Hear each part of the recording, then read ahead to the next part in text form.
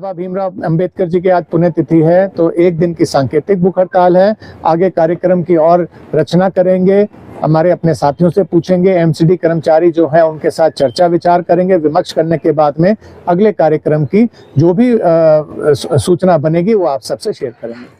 बत्ती जो वो कहते थे कि मुफ्त में देंगे, 200 यूनिट की है, बिल आ रहे हैं, पानी गंदा आ रहा है, सड़कें बनी नहीं। तो हर जगह की जो त्राही त्राही दिल्ली के अंदर हो रखी है, उनकी बहुत सारे सवाल हैं लोगों के मन में। जो मेरा अपना मानना ये है, आज हम उनसे पूछने की कोशिश करेंगे। आज का विषय ये है कि हमारे राजीव गंभीर जी जो है वो सांकेतिक भूख हड़ताल पर है, जो कि केजरीवाल ने 2013 में ये वादा किया था कि वो सब कर्मचारियों को पक्की नौकरी देगा, जो कि उन्होंने नहीं दी। अगर वो आगे अगर इस चीज़ को नहीं पूरा करते तो आगे भी हम शायद इस भूख हड़ताल को बढ़ा सकते हैं। 5,000 की तो बहुत ज्यादा बड़ी बात है। ये 10 आदमी भी दिखा देंगे ना, जो ये कहेंगे हम वही करेंगे। क्या बात।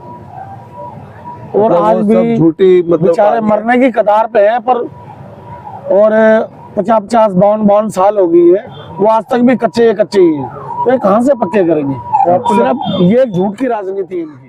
एक बहुत संगीन विषय है, क्योंकि 2013 के मैनिफेस्टो में उन्होंने कहा था कि हम जो जितने भी कर्मचारी उनको पक्का करेंगे।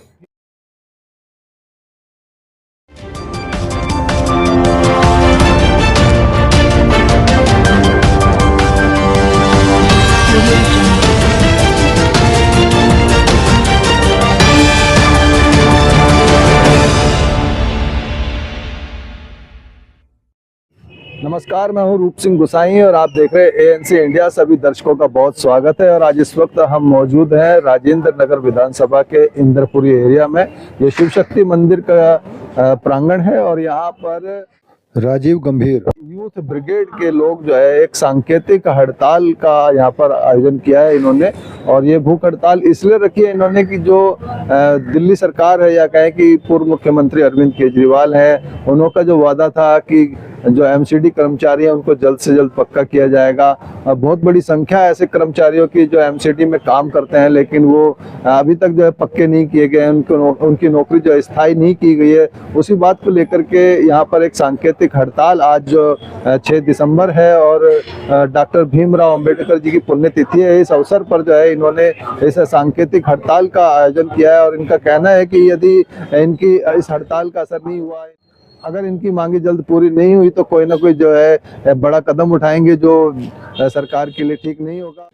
और आपको बता दूं कि जो अभी आगामी जो दिल्ली विधानसभा 2025 का जो चुनाव होने वाला है, उसको लेकर के भी जो है सरकार की जो जगह जगह किरकिरी हो रही है, उस पर ये बड़ा असर इस सांकेतिक भूख हड़ताल का भी हो सकता है। तो आइए सीधा जुड़ते हैं राजीव गंभीर से और उनके समर्थकों से कि आखिर इस भूख हड़ताल के जरिए वो क्या बात अपनी रखना चाह रहे हैं मीडिया के माध्यम से लोगों तक या सरकार तक। तो आइए सीधा चलते हैं।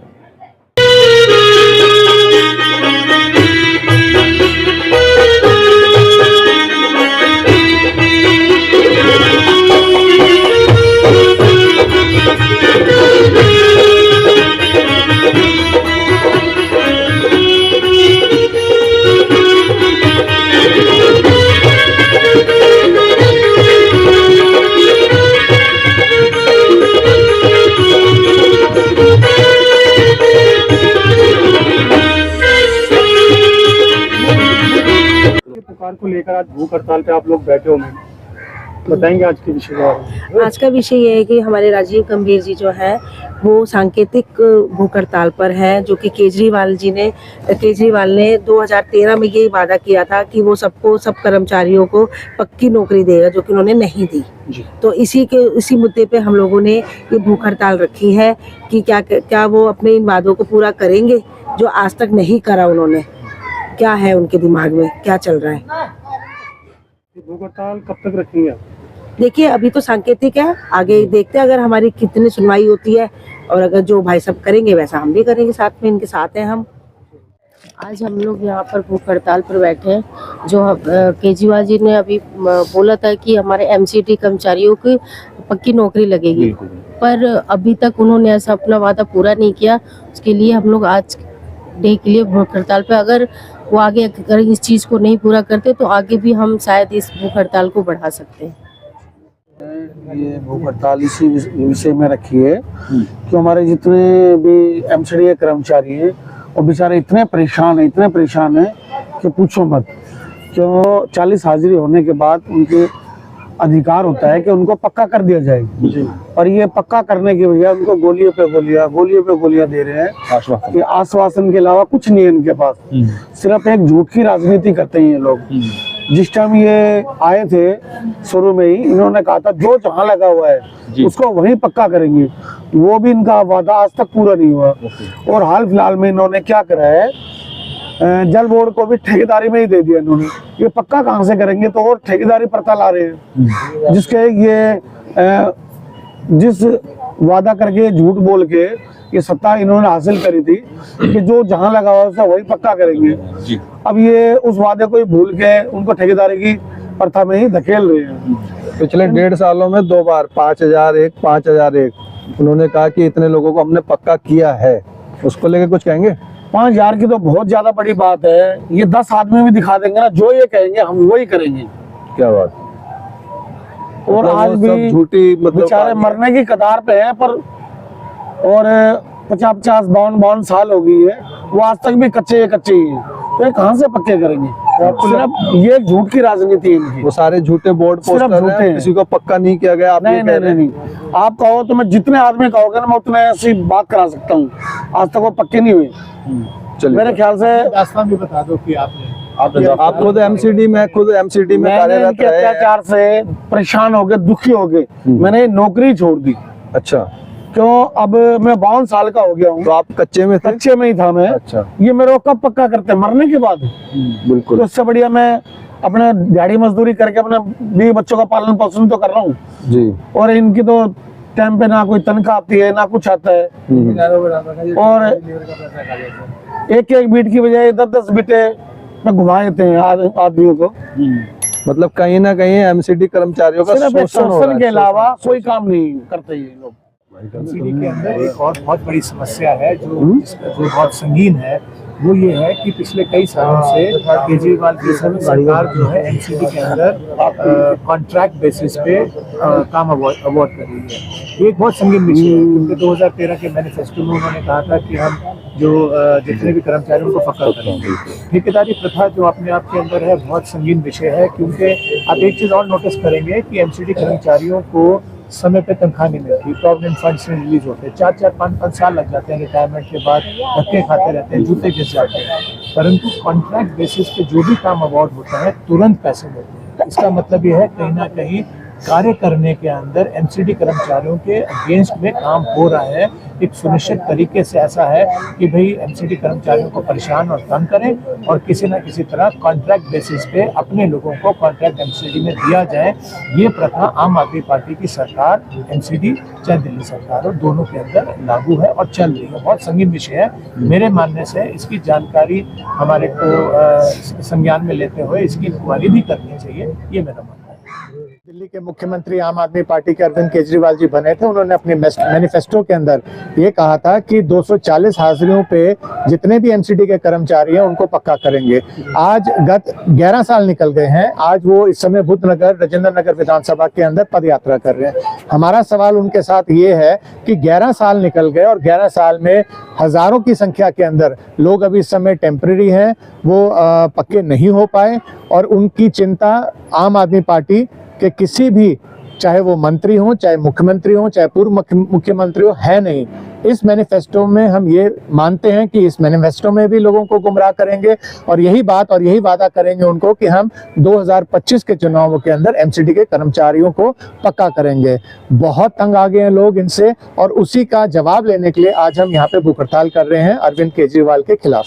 कितने दिन की भूख हड़ताल रहेगी आपकी? ये बाबा भीमराव अंबेडकर जी की आज पुण्यतिथि है, तो एक दिन की सांकेतिक भूख हड़ताल है। आगे कार्यक्रम की और रचना करेंगे, हमारे अपने साथियों से पूछेंगे, एमसीडी कर्मचारी जो हैं उनके साथ चर्चा विचार करेंगे। विमर्श करने के बाद में अगले कार्यक्रम की जो भी सूचना बनेगी वो आप सबसे शेयर करेंगे।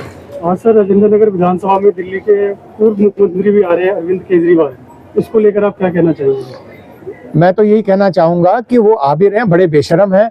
उन्होंने इस क्षेत्र में कोई विकास नहीं किया, कोई काम नहीं किया। हमारे सारे युवा जितने भी हैं क्षेत्र के, वो इस समय बेरोजगार है, नौकरियां नहीं मिल रही, किसी प्रकार की यहाँ पे व्यवस्था तय नहीं हुई है। बत्ती जो वो कहते थे कि मुफ्त में देंगे 200 यूनिट की है, बिल आ रहे हैं, पानी गंदा आ रहा है, सड़कें बनी नहीं। तो हर जगह की जो त्राही त्राही दिल्ली के अंदर हो रखी है, उनकी बहुत सारे सवाल है लोगों के मन में। जो मेरा अपना मानना ये है, आज हम उनसे पूछने की कोशिश करेंगे अगर पुलिस हमें खदेड़ती नहीं है यहाँ से। तो आगामी विधानसभा चुनाव को लेकर के भी कुछ कहना चाहेंगे, क्या रहेगा इस बार, क्या रणनीति रहेगी दिल्ली के अंदर? भारतीय जनता पार्टी की अपनी रणनीति रहेगी और मेरा मानना यह है कि इस समय दिल्ली को डबल इंजन की सरकार की जरूरत है, बहुत ज्यादा जरूरत है, क्योंकि सारी व्यवस्थाएं चाहे वो आर्थिक हो चाहे प्लानिंग की हो वो एलजी के माध्यम से होके जाती हैं। तो ये अच्छा रहेगा कि एमसीडी भी भारतीय जनता पार्टी पास हो, दिल्ली की सरकार, एलजी और केंद्र की जो नीतियां हैं वो सभी मिलके दिल्ली का विकास कर पाएं। यही मेरी सोच है और यही मेरी मंशा भी है कि ऐसा हो सके। गंभीर साहब, जैसे मुख्यमंत्री, जो पूर्व मुख्यमंत्री अरविंद केजरीवाल जी अब जैसे पॉलिसी आ रहे हैं मीट फ्री की रेवड़ी पे, तो इस रेवड़ी कल्चर पे आप क्या कहना चाह रहे हैं? देखिए, फ्री की रेवड़ी जो है वो आदमी पॉलिसीज लाता है, भारतीय जनता पार्टी भी बहुत सारी स्कीम्स लाती हैं लोगों के बेनिफिट के लिए, वो दी भी जाती है। लेकिन रेवड़ी का शब्द तब इस्तेमाल होता है जब वो झूठ हो, वो फरेब हो। इस मंशा से उन्होंने पॉलिसी बनाई है कि मात्र उन्हें वोट मिले। अब मान के चलते हैं कि अगर हम बात करते हैं पेंशन की, पेंशन के अंदर लाभ जो जितने भी लाभकारी हैं वो अगर हजारों की संख्या में है और मात्र 100-200 दे दी जाए तो उसको रेवड़ी ही कहेंगे।